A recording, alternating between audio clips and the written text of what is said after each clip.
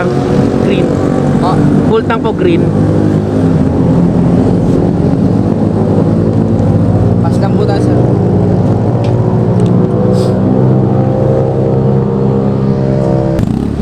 Thank you. Ingat po. Thank you po. Time check is 1 o'clock. Tingnan natin kung ilang oras natin mararating ang Batangas. Sabi si Kenji, bagal nito eh. Kaso bawi tayo, tingnan natin kung matipid nga pa talaga itong si Rosie Rango 110, also known as Kenji. So kinakabahan ako bumiyahe nga dahil kanina nag-uulan eh. Nagkikitlatan pa oh. Ito yung mga time na namimiss ko i-drive si Maxine eh. Kasi ito kinakabahan ako. Baga ngayon lang ako mag-drive ng motor ng gabi. Tapos nagloloko pa yung panahon. Kaya kahit pa paano namimiss ko si Maxine. Bali mga 100 kilometers mahigit din na bibiyahin natin. So I'm hoping na sana mga 2 o 3 litro lang mapakarga natin. Magbalik natin sa Batangas. Tayo babase sa presyo, babase tayo sa litro. Hindi natin malalaman kung gaano katipid itong motor na ito.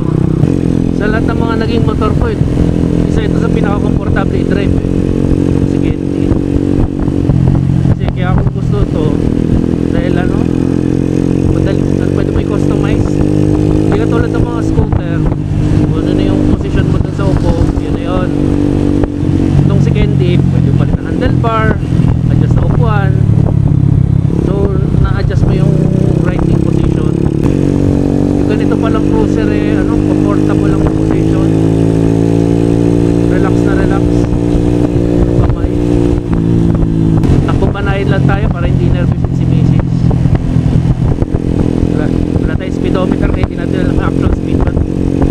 Alam ko mabagal tayo. Sa mga nagtataka bakit parang ako nag-downgrade ng motor, kasi matik na iba eh, tapos branded, ba't ako nag-Rossi eh, masarap kalikutin itong motor na ito, sa totoo lang. Tapos kailangan ko ng manual para sa mga ahon at lusong sa bundok sa Batangas. So pansin ko mukhang perfect itong si Kenty sa sitwasyon ko.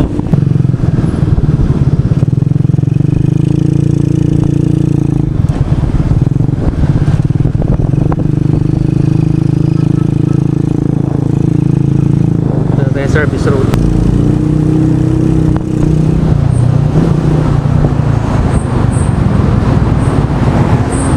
Okay. Supat exit na tayo. Malaking truck pa rin.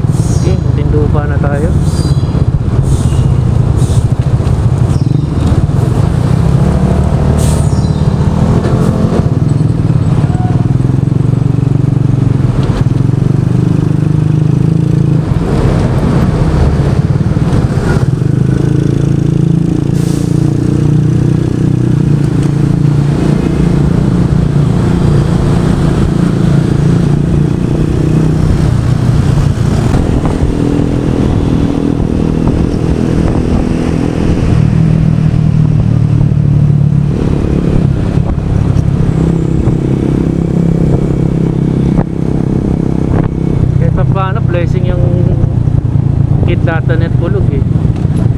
Kung hindi masyado nagmumotor.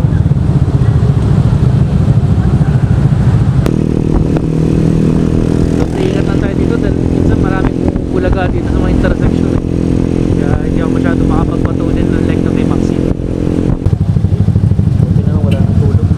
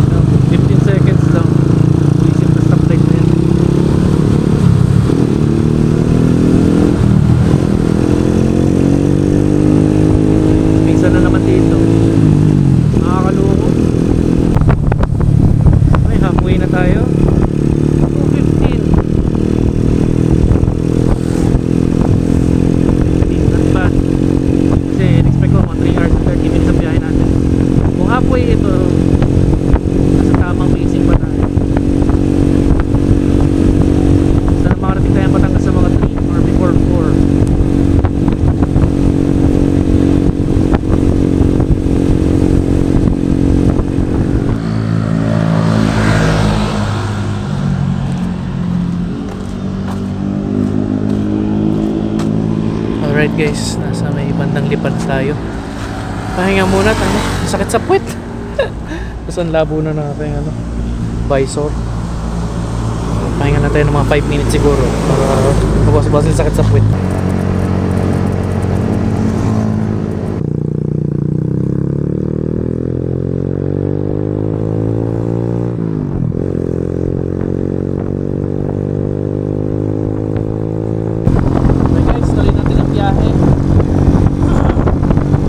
Bani na tayo.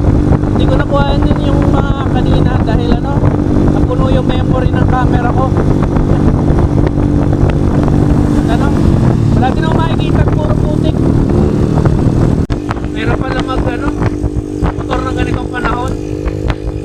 Yung talsik ng mga putik sa gulong ng mga sasakyan ng truck tumatama sa visor ko. Tapos halos wala akong makita.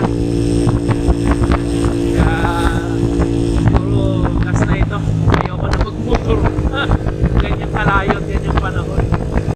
Sa lamig pa ng panahon, kanina parang pili ko lalagnatin na ako kaya nabilitan na din ako tumigil para magpahinga. Sobrang sakit na nga ng kwit ko, tapos pilit na lalagnatin na ba. Time check is alas 4. Bagal tayo. Ito yung kapote na tayo. Bali yung kapote yung gamit natin sa Decathlon. Maganda yung kapote nila. Pati tiklop.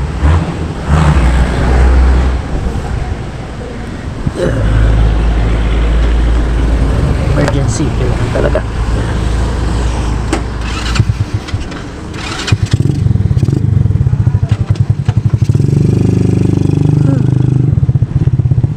Paano lang ako magpapagas? Wala na ako. Mabilis yan na natin makaway. Wala na ako, marami na karga pa.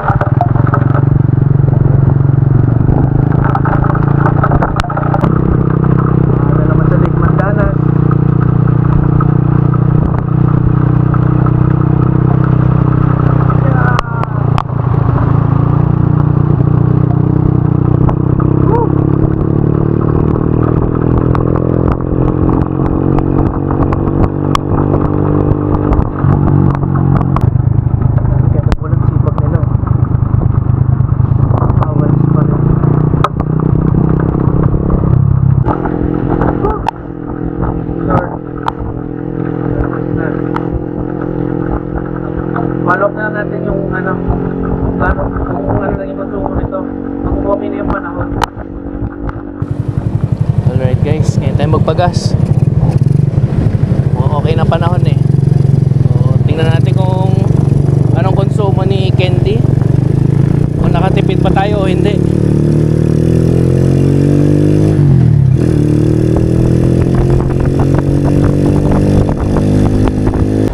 Full tank po.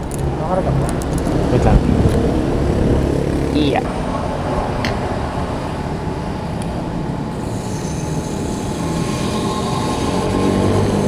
Bakit? Okay.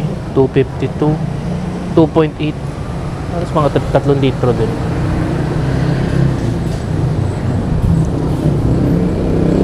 Tatlong litro one way. Salamat po. Para naglalaro ng mga 30 to 35 kpl kasi 111 ang Taytay to Batangas City. Not bad.